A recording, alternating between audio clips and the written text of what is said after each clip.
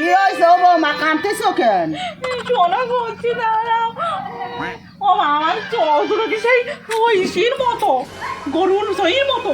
না আমার কান কিছু পুলুর মতো, না, মোটেও না। আমার মাথায় নাকি চুল নেই সেই পুরো হাতাটার মতো, না, কোনো মতে না। আমার গা লোক নাকি সেই হাড়ি করে না বলে আমার এইসব কথা কইছে জানো? কিটা কইছে? ওই বাড়ির একটা বুড়ি আছে না, ওই বুড়িটা এ মুগুদ্দি দিল ওই বুড়ো বিটির মাথায় আজকে একটা নথবো না। মুখই মুগুদ্দে দিন। আরো একটা কথা কইছে। কি কইছে?